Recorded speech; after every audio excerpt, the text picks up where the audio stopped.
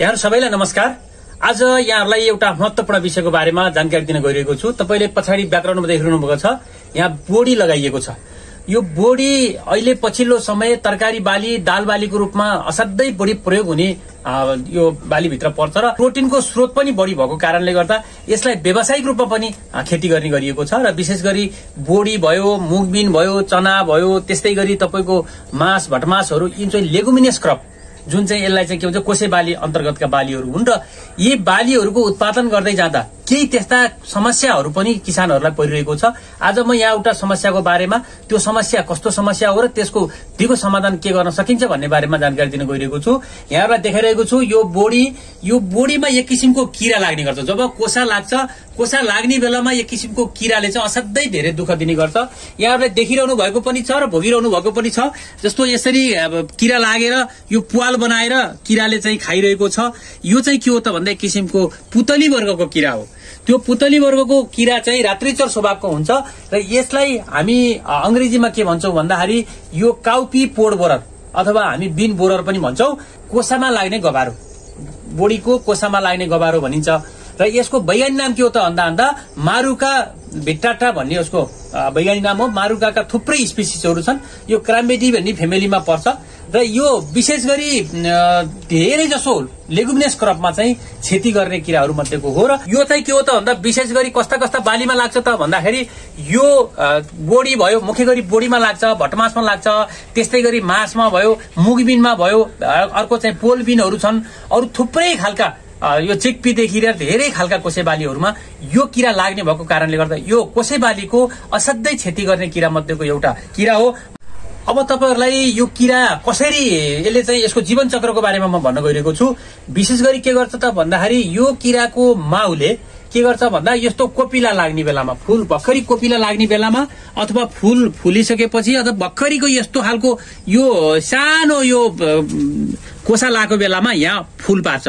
त्यो फूल कस्तो पार्छ त भन्दा एउटा सिंगल पनि पार्न सक्छ अथवा तपाईको यसले चाहिँ स्मल एउटा क्लस्टरमा केही संख्यामा पार्न सक्छ। पारिसकेपछि तब लार्भाहरु कोरलिन्छन्।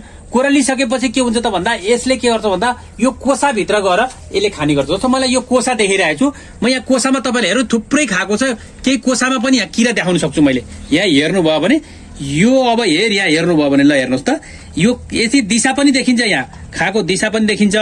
अलिकति हेर्नु भयो भने म यहाँ तपाईलाई किरा देखाउन खोज्छु। ल हेर्नुस् त यस्तो किसिमको कस्तो हुन्छ त भन्दाखेरि यो लार्भाको रङ चाहिँ हेर्नु भयो भने हल्का चाहिँ हरियोदेखि ब्राउन कलरको सम्मको हुन्छ र यसमा चाहिँ के हुन्छ भने माथिपट्टि काला काला थोप्लाहरु देखिन्छ। टाउको अलि ब्राउन कलरको टाउको देखिन्छ। यसरी यो खाँदै जान्छ।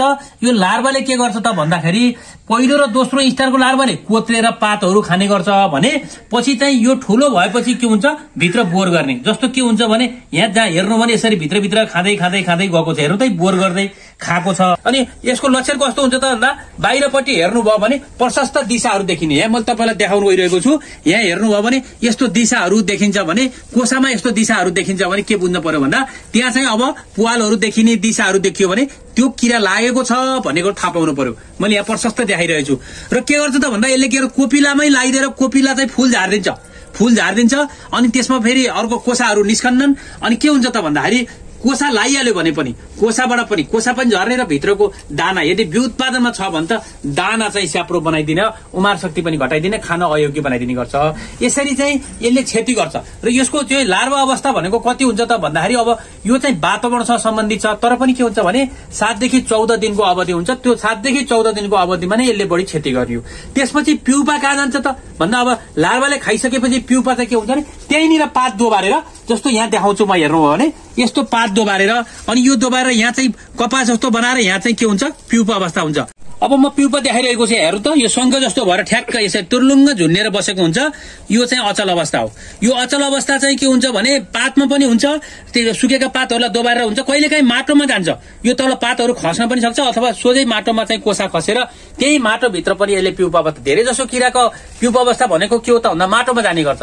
किन मैले भनिरहेको छु भने व्यवस्थापनमा सजिलो हुन्छ।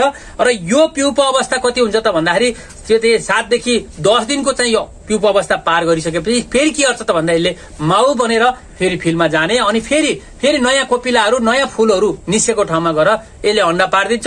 त्यो अण्डाबाट फेरि त्यही ऐको जस्तै चक्र सुरु हुन्छ र यसले चाहिँ के गर्छ त भन्दा फेरि क्षति गर्न सुरु गर्छ।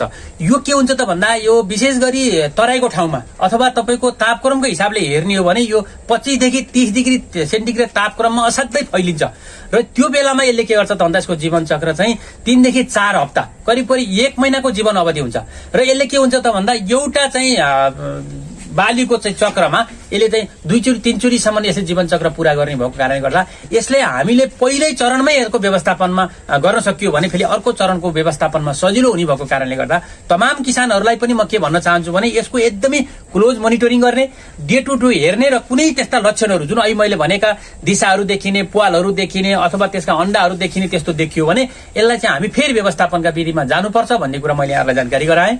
विभिन्न अध्ययनलाई हेर्ने हो भने यसले कतिसम्म क्षति गर्छ त भन्दा यदि हामीले व्यवस्थापनका कुनै विधि अपनाएनौं भने यसले 60 देखि 80% सम्म हाम्रो यसको उत्पादनता घटाउने भएको कारणले राम्रोसँग मोनिटरिङ गरे डे टु डे लाई हेरेर जब यसका लक्षणहरू देखिन थाल्यो भने यसलाई यसका विधि छन्, यसका व्यवस्थापन गर्ने विधिमा हामी जानुपर्ने हुन्छ। अब म यहाँहरूलाई यसको व्यवस्थापनको बारेमा भन्न गइरहेको छु।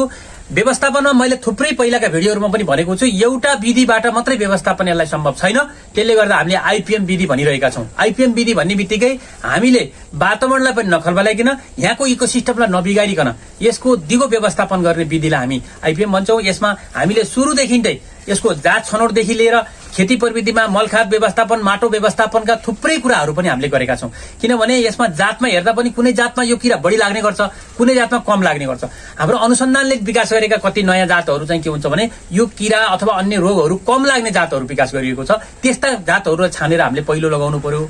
दोस्रोमा के गर्नु पर्यो त भन्दाखेरि मलखादको समुचित प्रयोग गर्नु पर्यो। यसलाई के हुन्छ भने राम्रो हेल्दी बनाइयो, सुरुमा यसलाई राम्रो पोषणयुक्त खानेकुरा खुवाएर यसको बलियो बनाइयो भने यसमा रोग किरा कम लाग्छ भन्ने कुरा यो यसमा लागू हुन्छ। त्यस्तै गरी अर्को तरिका भनेको के हो त भन्दा यसलाई अलिकति पातलो गरेर लगाउने अनि क्रप रोटेसनका कुराहरू छन्।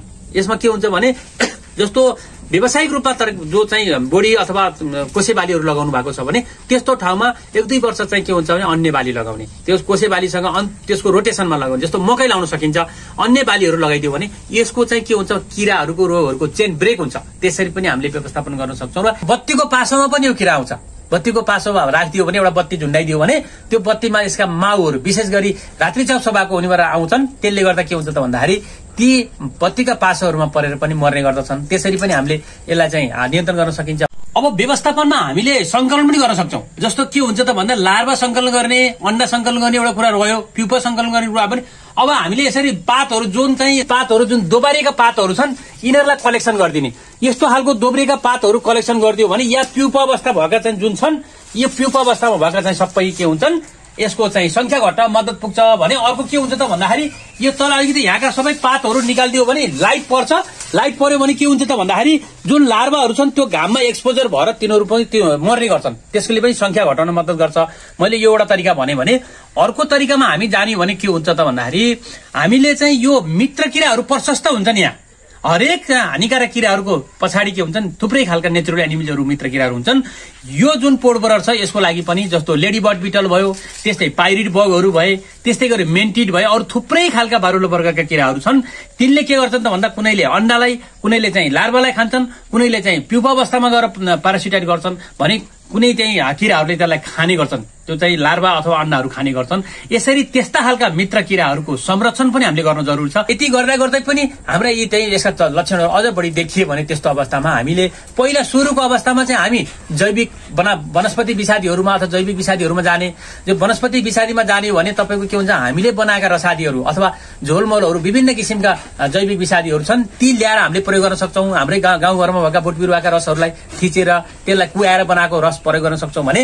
अर्को चाहिँ हामीले बजारबाट ल्याउनु पर्यो भने के हुन्छ भने एजाडेरेक्टिन 0.03% को एजाडेरेक्टिन अथवा 1500 ppm देखि 3000 ppm सम्म पाइन्छ। त्यसलाई 5 ml प्रति लिटर पानीमा हालेर हामीले स्प्रे गर्न सक्छौं। चाहिँ जैविक विषादीमै जाने हो भने यो चाहिँ बीटीमा जान सक्छौं। बेसिलस थुरोन्जिनिसिस बीटी भनेर पाइन्छ। त्यो बीटी चाहिँ 2 ग्राम प्रति लिटर पानीमा हालेर यसको लार्भालाई यो ठ्याक्क चाहिँ फर्स्ट स्टार सेकेन्ड स्टारको लार्भा त्यो देखिएको बेलामा हामीले हाल्न सक्ने भने त्यो त्यसरी चाहिँ जैविक तरिकामा मार्न सकिन्छ।